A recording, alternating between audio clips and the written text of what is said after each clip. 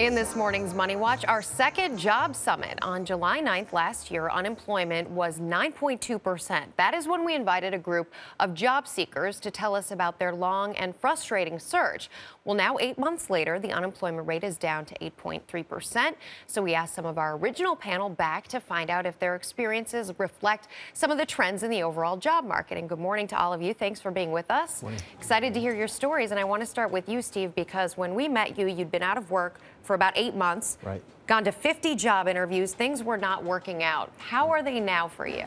Well, I had to persevere for a few more months after I was here last year, but I wound up landing a job in October of last year, and so I've been employed now for 5 months and change. Congratulations. Thanks. And how did you land the job? What was the thing that really made it come together? Well, it was really perseverance. It was treating the job search like it was a full-time job, which it was.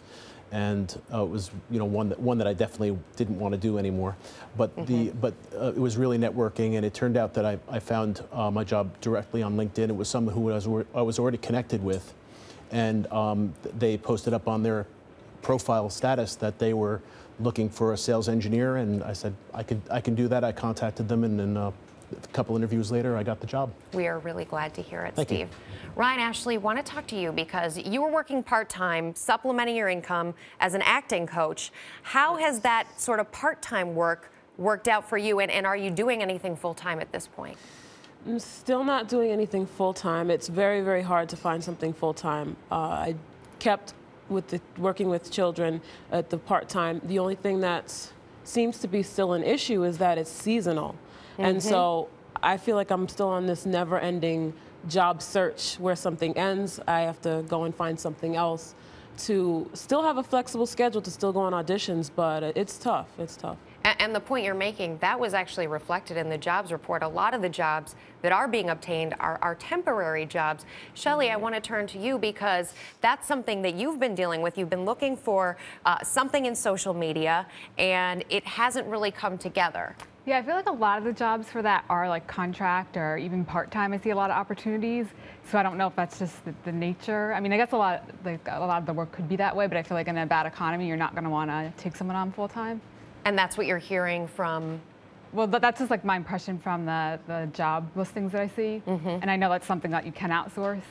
It's not something you necessarily need in-house, or you don't need it every day 24/7. I'm interested though because you found a way to supplement this. You found a way at least to keep yourself busy and relevant by volunteering. Yeah. My sister founded a nonprofit, She's the First.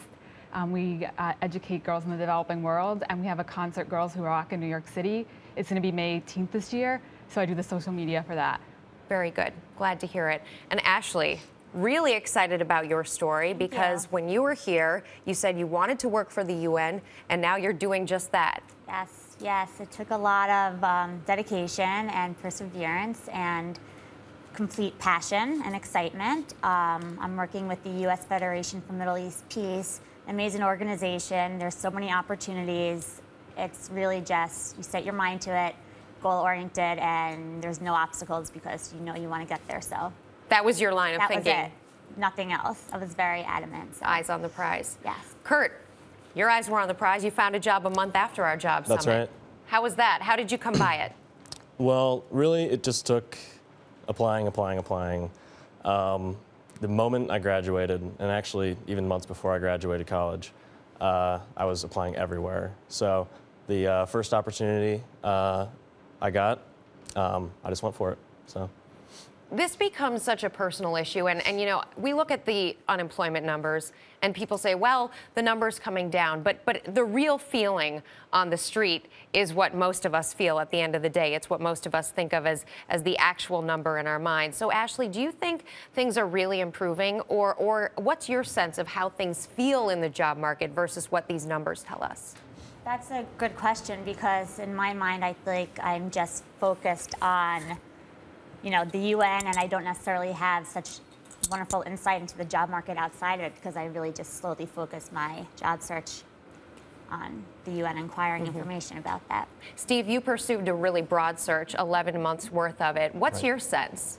It's hard to say. I know a lot of people who have found positions in the last year, and I know a lot of people who are still out of work. So it's really a mix. I can't say, you know, across the board it's all getting a lot better. I do know people who have been succeeding in finding positions, though. Shelley, I mean, you talked about volunteering. What other advice would you give to people who are seeking new opportunities? I definitely think you should find a way to volunteer or do something on the side that can showcase your skills, because it definitely helps. Because I started with Girls Who Rock in May before the summit, and I've been getting more job interviews since. So it definitely helps, and people really like seeing that on my resume, and they do say, like, at least you're getting the social media experience. Ryan, Ashley, is that something you found as well?